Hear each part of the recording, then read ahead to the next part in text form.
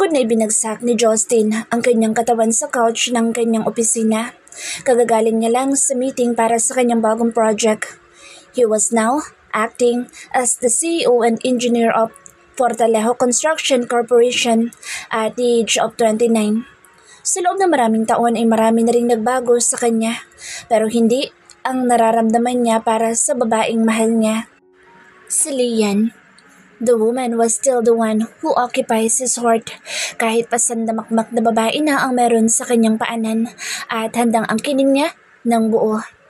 His body may be unfaithful but his heart is still faithful to her while waiting for her return after she left 80 years ago to chase her dreams of becoming a supermodel.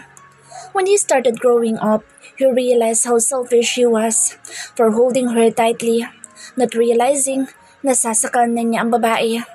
Now, he is willing to wait for her even if it will take forever. A call from his phone had awakened his floating reverie.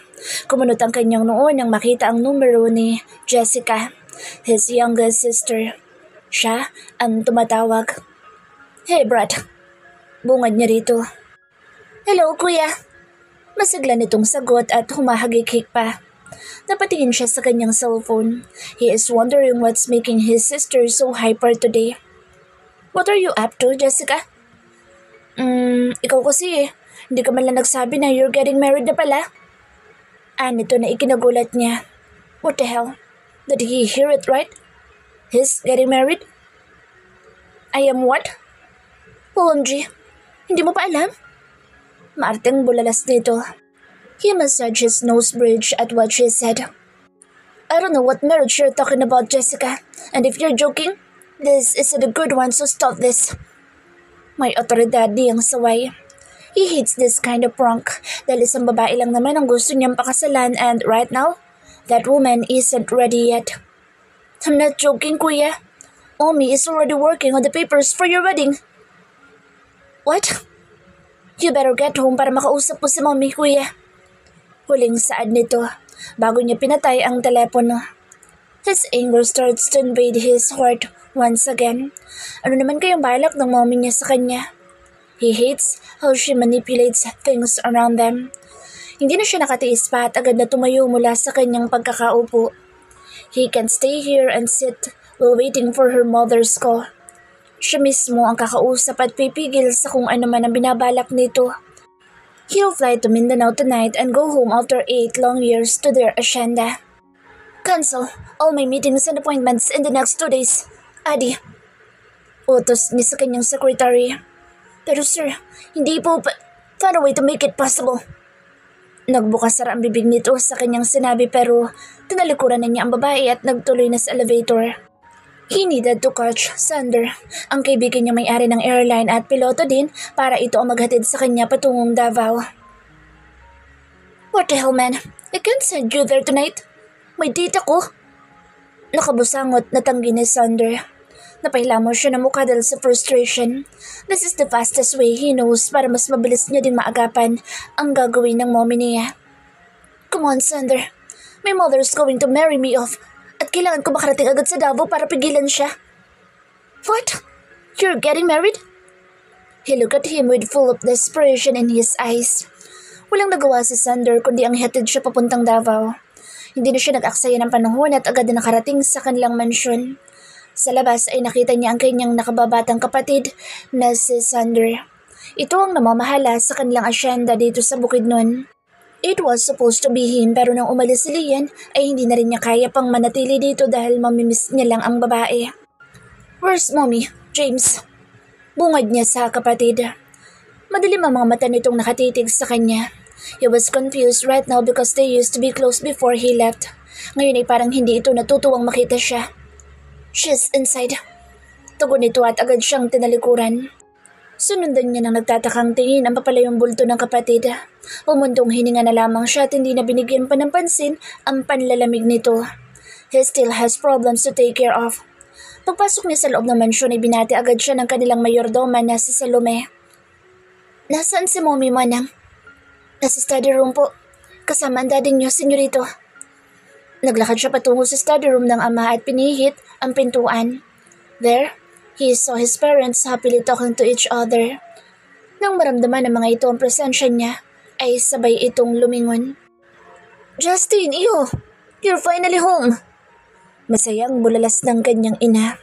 Agad itong tumayo at sinalubong siya ng mainit na yakap na hindi niya magawang gantihan. He can still remember what this woman had done to the things around him.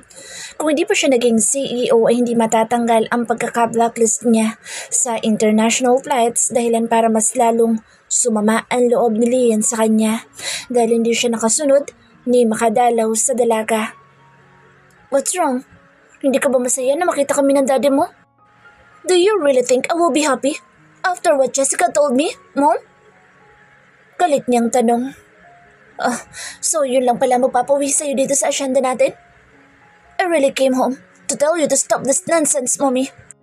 I won't be marrying unless it will be Lian. Mula sa malambing na mukha ay agad na napalitan ng katarayan ng itsura ng kanyang Mommy Luisa. Then, you're giving me more reason to marry you off to another woman.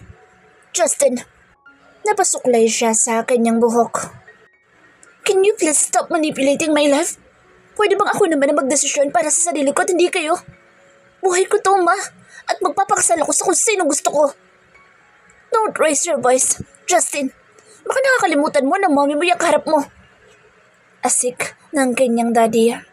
Umaling ang tingin niya sa ina na ngayon ay humihikbi na. Agad naman itong dinaluhan ng kanyang daddy at inalo. You're really disrespecting me because of that woman, Justin? Mariin siyang napapikit. Things won't be like this kung maayos lang sanang pinakasamahan ng mga ito ang babaeng mahal niya. Wala naman siyang makitang dahilan kung bakit kinamumuhian ng mga ito si Lian. Lian saved him from drowning in the lake 12 years ago. Una ay maayos ang pagtanggap ng mga ito kay Lian pero nang malaman ng mga ito ang relasyon nila, bigla na lang nanlamig ang mga magulang niya. Lalo na ang mommy niya. I love her, Ma. At siya lang ang gusto ko makasama. Kaya nga naghihintay ako sa kanya, di ba? Tanging naisagot niya. At sa tingin mo, gugustuhin ko mapangasawa mo ang babaeng walang alam sa buhay kundi maghubad at rumampas sa entablado? I won't let you marry that indecent woman. She's not an indecent woman, Ma. Bunga siya ng kasalanan, Justin. That's why she's indecent. Ano na lang ang sasabihin ng iba kapag nagpakasal ka sa anak ng katulong ng mga Villegas? Mahirap at anak na isang kabit si Lian. Kaya hindi siya makakapasok sa pamilya natin. You will marry decent and pure woman, Justin. Kinagat niya ang pang-ibaman labi habang nakatitig sa mommy niya. He can't believe it kung gaano ito ka mata pobre. Yes, Lian is a product of sin pero hindi nito kasalanan iyon. She was dumb innocent. And whom will I be marrying? Tanong niya. You will marry Angela Villegas. Justin, she's the perfect woman for you. He shook his head. I will stand firm on my decision. I won't marry whoever that woman is. Matigas niyang tanggi. Try me, Justin. Marry Angela or I will ruin Lian's career. Alam mo kung anong kaya kong gawin kaya mamili ka. Banta ng kanyang ina. Saka siya tinalikuran. Matapos makapagtanong kay Salome kung saan matatagpuan sa Angela, agad siya nagtungo sa tubuhan. Malayo pa lang siya, may nakikita na siyang babaeng may itim na buhok na nakasuot ng maong na jeans at long sleeve na puti na pinaresa ng brown boots. She didn't change. Mukha pa rin diwata ang babae. Sa pagkakaalala niya ay matanda siya ng 5 taon dito. Pinsambu ito ni Lian kaya magkakilala na sila noon pa man. Angela. Tawag pansin niya sa dalaga. Lumingon ito sa kanya trumihistro ang pagkasurpresa sa bilugan nitong mga mata. Justin. Hindi na ako magpapaligoy-ligoy pa. Angela, back off from the wedding. Mula pa noon, ay saksakan na dasaliyan ang gusto ko at ganoon pa rin hanggang ngayon. This marriage won't work, so it's a waste of time. This was his only resort left para hindi maapektuhan ang karir ni Lian. She will understand, right? Magkaibigang matalik naman ang dalawa. Ang masayang mga mata ng babae napalitan ng lungkot at pagkadismaya. Ilang sandali din itong nanatiling nakatingin sa kalayuan at hindi nagsalita. Inasahan niyang sasang-ayon ng dalaga sa kanya pero nagulat siya sa naging tugon nito. I'm not backing off. Justin, kahit anong gawin mo, ay hindi ako atras. Puno ng determinasyon ang mga mata nito kaya napapikit siya. He made a wrong choice of going here. He guessed.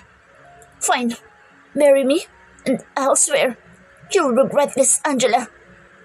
Anya, saka tinalikuran na ito.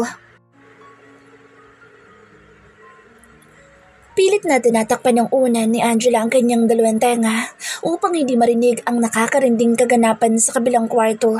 Subalit kahit anong gawin niya ay umaabot pa rin sa kanyang silid ang ungol ng mga ito. I'm coming, baby. Paos na tinig ng kanyang asawa. Maya-maya pa nawala na ang ungol at salpukan ng katawan.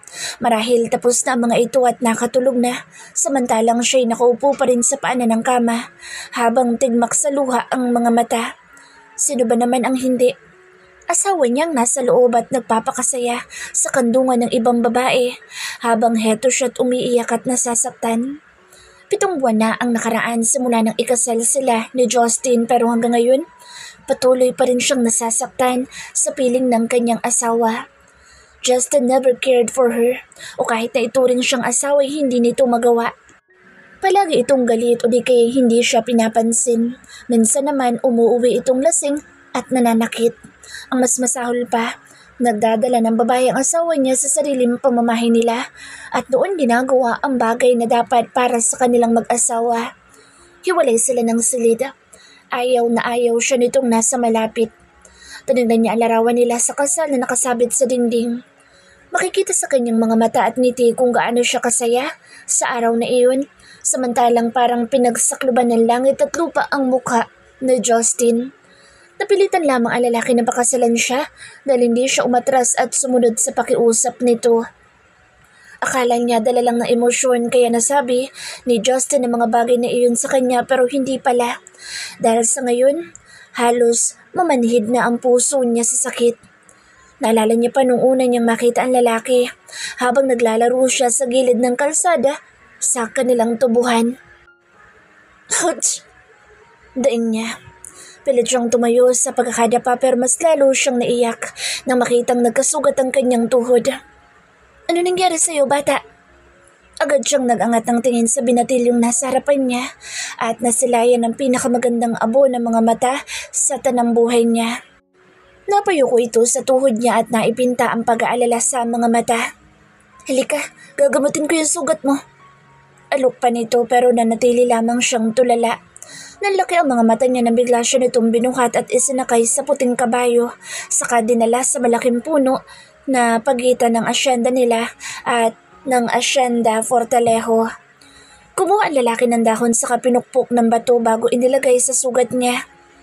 Aray! Masakit! Sorry, hindi ko sinasadya. Hingin pa umanhin ng binatilyo sa kahinipan ng sugat niya. Pakawarin niya may magic ang hininga nito dahil agad na napawi ang sakit niyang nararamdaman. O siguro, bunga lang ng kanyang imahinasyon dahil sa labis na paghanga sa lalaki kahit pa sa murang edad. Anong pangalan mo? Maya-maya itanong nito. Angela. Angela Villegas. Nahihiya niyang pakilala. Talaga? So sa inyo palang asyenda na yan? Turo nito sa malawak nilang tubuhan. Tumango naman siya at tinignan ang binatilyo. Nice. Ako nga pala si Justin Fortalejo. Pakilala ng lalaki at naglahad ng palad. At tubiling niya itong tinanggap at sa pagdaop ng mga palad nila, iba na ang kanyang nararamdaman. Para bang nagregodon ang puso niya sa saya. Siya nga pala, ito naman si Leo. Turo nito sa kabayong puti. Napangiti siya at ganoon din ang binatilyo. Mas lalo lang itong gumuwapo sa paningin niya. Mula na magkakilala sila ay palagi na siyang nag-aabang ng palihim kung kailan ito dumaan sa kalsada sakay ng kabayong si Leo para masilayan ang kagwapuhan ng binatilyo. Natawa siya sa kanyang sarili. Hindi niya lubos akalain na ang lalaking gumamot sa maliit niyang sugat sa nakaraan ang siyang magdudulot ng mas malaki pang sugat, hindi lang sa pisikal na aspeto kundi sa damdamin niya sa kasalukuyan. Pinahid niya ang luha sa kanyang pisngit tumayo. Hindi siya dapat na malungkot dahil kahit papaano'y natupad ang pangarap niyang makasal sa nag-iisang Justin Fortalejo. ang lalaking mahal niya simula pagkabata. Pabaluktod siyang humiga sa kama at pilit na ipinikit ang mga mata. Maaga pa siyang gigising bukas upang ipagluto ang asawa dahil wala naman silang katulong. Ipinatanggal ni Justin lahat at ipinaasa sa kanyang responsibilidad na mga ito mula sa paglilinis, paglalaba, pagluluto at iba pa. Tutulman ang mga magulang nila sa desisyon ni Justin, walang nagawa ang mga ito nang sinang-ayunan niya ang desisyon ng asawa. Kinabukasan maaga siyang nagising at sinimulan na ang pagluluto. Naganda siya ng bacon, hotdog at fried egg pati na rin fried rice. Gumawa na rin siya ng toasted bread. Hindi nagtagal ay natapos na siya at kape na lang ang kulang. Mula sa kusina ay natanaw niya si Justin pababa ng hagdanan. Hinagod niya ng tingin ng asawa at pinagmasdan na magulo nitong buhok, pababa sa maskuladong pangangatawan, susuot na sando at sweatpants. Subalit kumirot ang kanyang dibdib ng kaagapay nito, ang babaeng kasama kagabi. She was sexy kaya napatingin siya sa suot niyang duster. Ang layo ng agwat nilang dalawa kung ikukumpara sila. Kasabay ng pag-aalaga niya kay Justin, nawalan siya ng panahon para sa sarili. "Aren't you gonna stop by? For breakfast?" Malambing nitong tanong, bagay na kailan may hindi niya narinig sa asawa. Palagi itong masungit sa kanya at madalas pabulyaw ang panaan ng pagsasalita ng lalaki. "Nope, inahanap na ako sa amin." Malanding sagot ng babae at tumingin pa sa gawin niya bago siya binigyan ng nakakalokong ngisi. Pamilyar ang mukha ng babae. Kung hindi siya nagkakamali ay anak ito ng gobernador at alam nitong kasal na sila ni Justin pero malakas pa rin ang loob at sumama pa talaga sa pamamahay nila. "You sure?" "Oo nga. Ito naman oh. Namiss mo na ba ako kaagad?" May hinang natawa si Justin. "Of course. Who wouldn't? You were so good last night." Nakita niya ang paghapit ni Justin sa bewang ng babae at lumapat ang mga labi nito sa labi ng kaharap. Agad niyang ibinaling ang tingin sa kabilang gawi upang hindi masaksihan ng sariling mga mata ang harap-harapang pagtataksil ni Justin. Maya-maya pa narinig na niya ang pag-alis ng babae. Agad niyang pinahid ang luha na hindi napigilang tumulo at baka makita pa siya ni Justin. Ayaw nitong nakikita siyang umiiyak dahil para sa lalaki, kaartehan niya lang iyon. Pumasok na si Justin sa komedor at napatingin sa kanyang hinanda. Lumingon ito sa gawin niya habang nakakunot ang noo. "Where's my dumb coffee?" Malamig nitong tanong. Napakurap-kurap siya at agad na nataranta. Dahil sa kakatingin niya sa dalawa kanina, hindi niya namalayang nakalimutan pala niya magtimpla ng kape. Dahil sa pagmamadali, nabitawan niya ang tasa nang patungo na sana siya sa coffee maker. Lumika ng ingay sa buong kusina ang pagkabasag noon.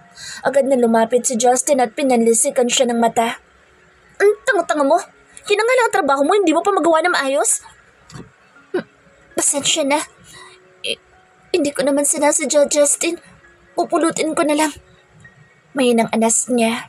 Narinig niya ang malakas na buntong hininga ng lalaki. "No, make my coffee first bago mo pulitin yan. Bilis!" Bulyaw nito. Napapitlag siya at nasagi ng kanyang paa ang bubog pero hindi na niya ito pinansin at kumuha na siya ng panibagong tasa. Matapos mailagay sa tabi nito ang kape, niligpit niya ang mga bubog sa sahig. Tumayo siya sa isang tabi habang pinagmamasdan ng asawa na maganang kumakain. Kahit na parang katulong ang trato nito sa kanya, masaya na siya basta mapagsalbihan lang ang asawa. "Could you leave the kitchen and stop smiling like an idiot? Hindi ko matutunawan sa pagkain, Angela. Get out!" "Pasensya na." Lumabas siya ng kusina at doon sa sala umupo upang hintayin itong matapos. Sa loob na ilang buwan, hindi kailanman sila nagsabay na kumain dahil ayaw ni Justin. Lahat ng bagay na hindi gusto ng asawa ay sinusunod niya para hindi sila mag-away. Mahal na mahal niya ito at umaasa siya na balang araw, matututunan din siya nitong mahalin gaya ng pagmamahal niya sa asawa. Tinignan niya ang sugatan niyang paa. Tumayo siya at kumuha ng medicine kit upang gamutin ang sugat niya dahil hindi na siya bata at malamang wala nang Justin na gagamot pa doon gaya noon. Anong oras ka pala uuwi mamaya, Justin?" Alanganin niyang tanong. Mula sa pagkababa nito ng hagdanan ay kunot noong napalingon sa kanyang asawa. "Why are you asking me that?" Kasi balak sana kitang ipagluto ng paborito mong chicken curry. Masarap yun kapag bagong luto, di ba?" Nagpakawala ng mapang-uyam ng ngiti si Justin kaya nagtataka siyang tumingin dito. Yan lang ba talaga ang dahilan mo? O gusto mo lang malaman kung saan ako pupunta? Hindi sa ganoon, Justin. Gusto ko... Oh, just cut the crap, Angela. Gusto mo lang talaga akong manmanan dahil desperada ka. Diba? Nakipagsabuatan ka pa kay mommy para lang ma-excel tayo. At dahil dyan sa kadesperadahan mo, kaya mo sirain ang buhay ng pinsan mo, diba? Asip nito tinawakan na mahigpit ang kanyang muka. Unti-unting namamasa ang kanyang mata. Kahit na gustong-gusto niyang makasal sa lalaki, hindi niya magagawang sirain ang buhay ni Lian. Kahit kailan hindi rin niya ito hiniling sa mga magulang nila. Kusa lang na dumating ang alok ng ginang sa kanyang harapan na agad niya ring sinunggaban. Kung may pagkakamali man siyang nagawa, yun ay ang hindi niya pagsunod sa kagustuhan ni Justin na umatras siya sa kasal. Hindi ko kayang gawin yun, Justin. Maniwala ka sa akin. Pagsusumamo niya. Yeah? Sarkastiko nitong tugon saka siya binitawan. Cut the drama, Angela. You're such a manipulator bitch. Kaya hindi ako madadala dyan sa acting at iyak mo. Tanapunan siya nito ng masamang tingin bago tumalikod at lumabas ng bahay. Bagya pa siyang napapitlag dahil sa lakas ng pagkakasara ng lalaki sa pinto. Muli siyang naiwang mag-isa sa kanilang malaking bahay na naging saksi ng kalungkutan niya. Habang nagpupuna siya ng mga figurin, ay tumunog ang telepono. Dali-dali niya itong pinulot at umupo sa sofa. Hello? Angela, anak? Mama. Mahinang anas niya. Kahit pambungad pa lang ng ina niya, naiiyak na siya sa labis na pangungulila dito. Justin decided to live in Manila dahil nandito ang trabaho nito.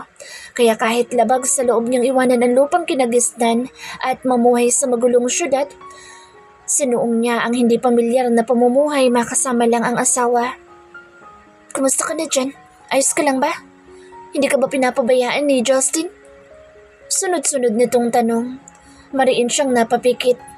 Minsan naiisip na niyang magsumbong ng hinaing sa mama niya para naman gumaan ang saloobin niya. Kahit papaano. Pero alam niyang hindi iyon makabubuti sa relasyon nila ni Justin at ng dalawang pamilya. Justin's father, Tiago Fortalejo, and her father, Crisostomo, are best of friends. Ano na lang mangyayari kapag nalaman ng papa niya na sinasaktan siya ng kanyang asawa? Ayos lang po ko, Mama. Maalaga po si Justin sa akin kaya huwag po kayo mag-alala. Talaga? Teka, bakit parang sinisipon ka, anak? Umiiyak ka ba dyan? Naku, namiss ko lang po kayo kaya ako naiyak. Kinagat niya ang pang-ibabang labi para pigilan ang kanyang paghikbi. Patawarin nawa siya ng Panginoon sa mga kasinungalingan niya. Bakit pa ba kasi kayo lumayo? Pwede namang manatili kayo dito sa asyenda sa bukid nun, di ba? Nagtatampong wika ni Amira. Kasi marami pang project si Justin, ma. Kaya hindi po pwede. Pero hayaan niyo po at pakikiusapan ko po siya. Sige ha, aasahan ko yan, anak. Kamusta po pala si Papa, ma? Pag-iba niya ng usapan, miss na rin niya ang ama. She was a daddy's girl kaya ganoon na lang siya, nahihirapang mag-adjust sa buhay niya. Dahil unang beses niya ring nawalay sa mga ito. Ayun, sobrang busy na sa asyenda, anak, pero huwag ka mag-alala. Ayos lang ang daddy mo. Malakas pa sa kalabaw iyon. Biro nito at binuntutan pa ng tawa. She felt guilty about it dahil siya na dapat ang mag-asikaso ng business nila. Lalo't nag-iisa siyang anak pero dahil nag-asawa na siya ay napilitan din siyang tumigil. Pasensya na po kayo, Mama, kung hindi na ako nakakatulong sa... Ano ka ba, Angela? Ang mahalaga ay basta masaya ka. Masaya na rin ako, kami ng daddy mo. I love you, Ma. I love you too, anak. Matapos ng tawag ay hindi na niya napigilan pang sumabog ang kanyang pinipigilang emosyon sa dibdib. She will just cry dahil yun lang ang paraan niya para maibsan ang sakit na nararamdaman. She was hurt by the changes in her life. But losing Justin hurts more. Hindi niya kaya't pakiramdam niya mamamatay siya kapag naghiwalay sila. Masaya siya nang maagang narinig ang ugong ng sasakyan ng asawa. Good evening, Justin. Maaga ka palang uwi ngayon. Masiglang bungad niya sa asawa pero nilampasan lang siya nito at parang walang nakita. Sinundan niya si Justin at inalalayang mahubad ang coat nito, saka kinuhang attach case na dala ng asawa. Nung humarap siya sa lalaki, nakita niya ang markang lipstick sa kwelyo ng long sleeve nito. Sinundan naman ni Justin ang mga mata niya at napaismid ang lalaki. Ngayon ka pa ba nakakita ng ganyan? You saw something more than like this. Angela, kaya huwag kang aarte dyan na parang may iyak ka na. Napaka-uwi mo talaga. Pangaasar nito, saka siya tinalukuran at umakyat na sa silid nito. Naiwan siyang namamasa ang mga mata habang mahigpit ang hawak sa coat ng kanyang asawa. Unang beses na magdala ng babae si Justin sa pamamahay nila ay hindi niya napigilang tingnan ang ginagawa ng dalawa. Pero nagsisi siya sa naging desisyon. Nasaksihan niya kung paanong gumuho ang kanyang mundo nang makita sa unang pagkakataon ng kataksilan ng asawa. Ilang araw siyang hindi nakatulog at nakakain ng maayos dahil sa sakit na kanyang naranasan. Para bang namanhid ang buo niyang katawan at nawalan siya ng lakas. Hindi rin siya makakilos ng maayos dahil madalas siyang tulala na ikinagalit na Justin at dumating pa sa puntong nasaktan siya na lalaki ng pisikal. Hindi nagtagal nakita niyang pababa ng hagdanan ng asawa habang bihis na. Saan ka pupunta? Gabi na. At saka nakahanda ng mesa, Justin. Just eat on your own. Pero nagluto ko ng Could you just shut up? Napatras siya sa gulat dahil sa lakas ng boss nito. Nakakailitang marinig yung mga sinasabi mo. Just stop acting like a perfect wife dahil hindi bagay sa'yo. Gusto lang naman kitang alagaan, Justin. At saka asawa mo ko. At hindi ko sino lang. Paliwanag niya. Mas lalo lang nagliyab ang puot sa mga mata ng lalaki sa sinabi niya. Agad nitong hinablot ang kanyang braso at pinalisikan siya ng mata. Kasal tayo, pero sa papel lang. Kaya wala kang karapatang pagsabihan ni tanungin ako ng kung ano-ano. May diin itong bigkas sa kamarahas siyang binitawan. Hindi bagay sa'yo ang tawaging asawa ko, Angela. Alam mo ba kung anong papel mo sa buhay ko? Tagasilbi lang kita. Dahil kahit sa pagiging pokpok, hindi ka papasa. Justin, ninisian siya na lalaki. Why? Are you hurt? I already told you before pero hindi ka nakinig so bear with it. Malamig nitong bigkas saka siya iniwan. Hindi nagtagal narinig na lang niya ang ugong ng sasakyang palayo. Napabuntong hininga siya. Sana naman kaya maglalakwatsa si Justin. Sigurado siyang babae na naman ang kikitain ni Torvers. Ay dadalhin ulit sa kwarto ng asawa o di kaya kasama na naman ito ang mga barkada. Kailan ba darating ang panahon na tatanggapin siya ng asawa? May pag-asa pa kaya mangyari iyon? O habang buhay na lang siyang magdudusa sa piling na lalaking mahal niya? Nalimpungatan si Angela at napagtantong nakatulog pala siya sa sofa kakahintay kay Justin. Tinignan niya ang orasan at nakitang 2:00 na ng madaling araw. Umakyat siya sa taas at sinilip ang silid ng asawa sa pagbabaka sakaling umuwi na ito pero walang bakas ni Justin doon. Nalulumo siyang bumaba ng hagdan at kinuha ang cellphone para tawagan ang asawa pero nakailang ring na siya. Wala pa ring sumasagot. Madaling araw na kaya nag-aalala siya at kung napano na kaya ito. Maya-maya pa'y nakarinig na siya ng ugong ng sakyan kaya agad siyang tumayo at inihanda ang ngiti bago pagbuksan ng asawa subalit napalis lamang iyon nang makitang hindi ito nag-iisa. Lasing na lasing ito habang kaagapay ang isang sexing babae na hindi pamilyar sa kanya. Hey, careful. Matutumba tayo. Natatawang pigil ng babae. It's fine. Basta sa'yo ko babagsak. Tugon ni Justin at bagya pang tumawa. Hindi na siya nakatiis pat agad naman siya lumapit para kunin ang asawa mula sa babae. Miss, ako na bahala sa kanya. Walang emosyon niyang saad. Agad nang umiti ang babae. Halatang lasing din ito. Oh, mabuti naman at may katulong ka, Justin. Dahil sobrang bigat mo. Ano to? Hindi na siya nag-abalang itama pa ang sinabi ng babae tungkol sa pagiging katulong niya dahil lagi naman niya iyong naririnig sa mga kalandian nitong hindi nakakakilala sa kanya. Akmang lalapit na siya sa asawa pero itinulak siya nitong palayo. Don't touch me! Bulyo ni Justin. Nabitin sa ere ang kamay niya at napahiya. Kumirot ang puso niya sa reaksyon ng asawa. Kahit sa kalasingan nito ay bakas pa rin ang disgusto ng lalaki sa kanya. Babe, ihatid mo ako sa kwarto ko. I still can't get enough of you. Mapupungay ang mga mata nitong tumingin sa kasama.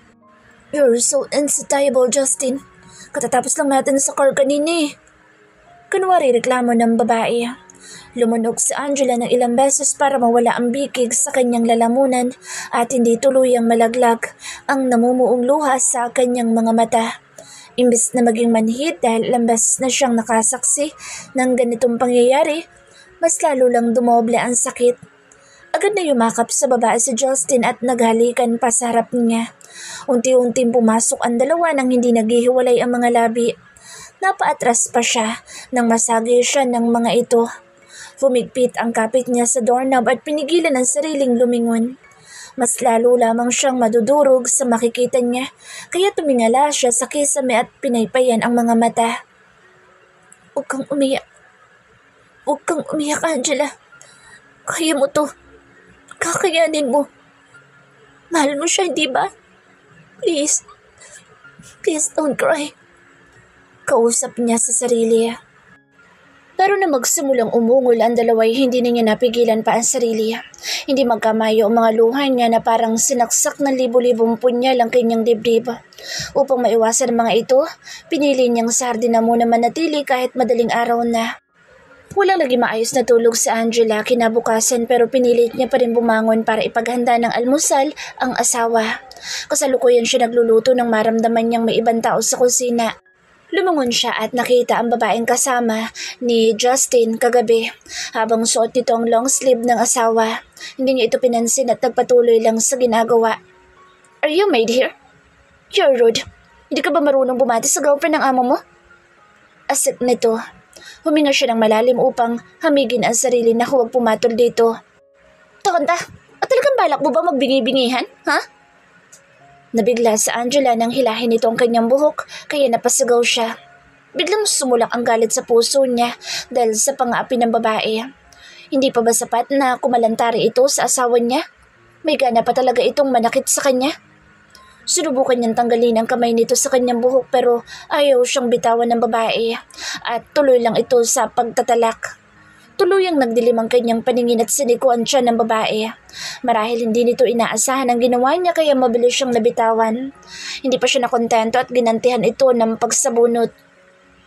Hindi ako nagreklamo kagabi na nandito ka. Pero ang saktan mo ko. Sobra naman yata yun. Nanggigigil niya sambit. Nagpupumiglas ito pero hindi niya pinakawalan. Damn you, bitch! Ipatatanggal kita kay Justin! Nagagalaitin itong sigaw. Nagpanting ang tenga niya sa narinig kaya't inaharap niya ito at mahigpit na hinawakan ng isa niyang kamay ang mukha ng babae. Subukan mo! Dahil bago mo ako matatanggal sa buhay niya, ipakukulong muna kita dahil kabit ka ng asawa ko. Naririnig mo ba ako? Kabit ka lang at bahay ko to kaya lumahis ka dito. Hawak pa rin niya ang buhok nito at kinakaladkad patungo sa salas. Panay naman ang sigaw at iyak ng babae pero parang wala siyang narinig. Nasa kalagitnaan na siya ng pagkaladkad nang dumagundong ang galit na boses ni Justin sa buong salas. What are you doing, Angela? Get your filthy hands off her! Para naman siyang nahimas-himasan sa kanyang nagawa. Kaya binitawan niya agad ang babae. Pasalampak itong bumagsak sa sahig na agad na dinaluhan ni Justin. Para siyang naitulo sa kinatatayuan. Hindi niya akalaing magagawa niya ang bagay na iyon. Justin! She hurt me! Totoo bang asawa mo siya? She's just lying, right? Umiyak nitong tanong. Hinintay ni Angela na aminin na Justin sa babae ang totoo pero taliwas ang nangyari. No, she's just a maid and a bit of a freak. Pasensya ka na. I'll talk to her. Hindi na ito mauulit. Anito at matalim ang mga matang bumaling sa kanya. Freak naman pala eh. Eh bakit hindi mo pa siya ipatanggal? Kumanap ka na lang ng iba. Justin, fire her right now in front of me. Magaling siya sa gawaing bahay kaya ayos lang yan. Huwag mo na siyang paglaanan pa ng panahon. Belinda, she's just nothing, okay? Parang pinira-piraso ang puso niya sa narinig. Alam niyang masakit ang ginawang pambabaliwala ni Justin pero mas may isasakit pa pala kung ipagkakaila ka ng taong mahal mo ng harap-harapan. Come on, umakyat ka na muna. I'll help you fix yourself. Malambing nitong turan. Lumingon ulit sa gawin niya si Justin. Mag-usap tayo mamaya, Angela. Tiimbagang nitong saad bago siya tinalukuran at umakyat sa silid kasama ang babae. Kanina pa nakatulala sa Angela sa baso ng tubig na nasa kanyang harapan. Paulit-ulit na sumasagi sa isipan niya ang nangyari kanina. Wala rin patid ang pagtulo ng mga luha sa kanyang mga mata. Hanggang kailan ba siya sasaktan ng lalaking mahal niya? Hanggang kailan ba siya magtitiis para sa lintik na pagmamahal niya para dito? Tumayo siya nang pumasok si Justin sa kusina. Are you that rude? Ano bang karapatan mo saktan sa Belinda? Angela! Bulyaw ni Justin. Marin siyang napapikit. Hanggat maaari ay ayaw niyang makipagtalo kay Justin pero parang sumusobra na yata ang lalaki. Rude? You call it rude, Justin? Sino ba sa atin ang rude? Ako ba? Na walang ginawa kundi ang intindihin ka? O ikaw na hindi man lang ako nire-respeto? Walang amor siyang natawa. Siya na nga ang inapi pero parang kasalanan pa rin niya. Asawa mo ako, Justin. May karapatan ako sa'yo. Mahirap bang intindihin yun? Agad na hinawakan ng mahigpit ni Justin ang kanyang panga. Sa higpit nito'y pakaramdam niya bumao ng mga daliri ng asawa sa kanyang pisngi. You don't have the right to raise your voice at me. Asawa lang kita sa papel. Kailangan bang paulit-ulit ko sabihin yun sa'yo? Wala kang karapatan na awayin kahit na sinong babae pandalhin ko dito. O pakialaman ang gusto ko. Do you understand? Maras nitong binitawan ng kanyang mukha. Pero Justin, hanggang kailan ba tayo ganito? Wala na ba talagang pag-asa na maging maayos tayo? You already knew the answer to that. Why is it so hard for him to give her a chance to fix what they have? Palagi sarado ang utak na lalaki sa usaping iyon. Pwede bang kahit konti lang? Kahit konti lang talaga. Respetuhin mo naman ako. Umiiyak niyang pakiusap sa asawa. Hindi pa siya nakatiis at lumuhod sa harapan ng asawa para magsumamo at baka sakaling maawa sa kanya ang lalaki.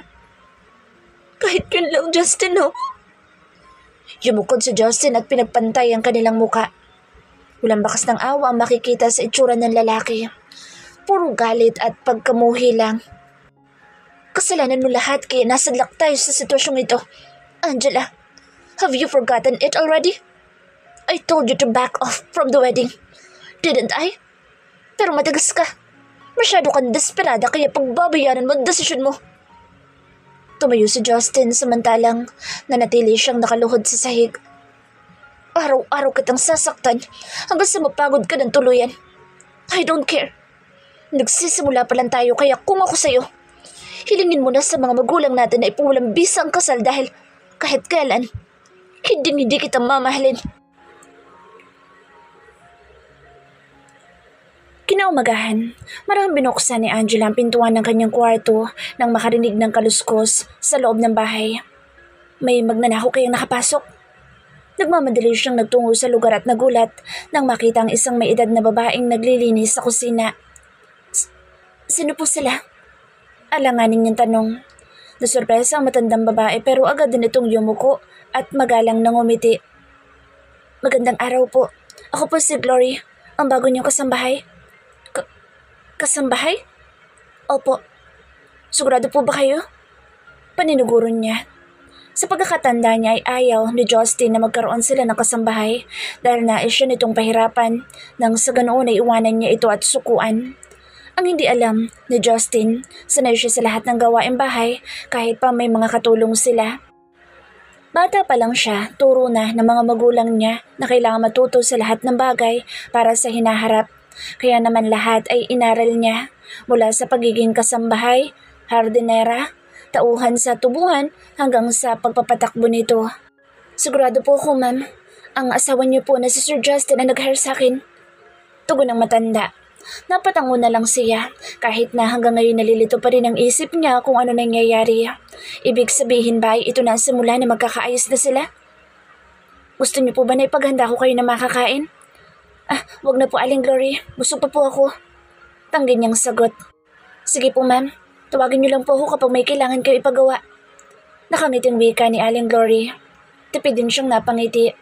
Nakakahawa ang pagiging masiglahin ng matanda. Sumapit ang gabi na pinakihintay niya dahil narinig na niyang ugong ng sasakyan ni Justin na papasok. Halos lumundag siya sa kama, marating lang agad ang pintuan. Nagmamadali din siyang bumaba ng hagdanan at eksakto namang papasok na sa loob si Justin. Justin, tawag pansin niya dito.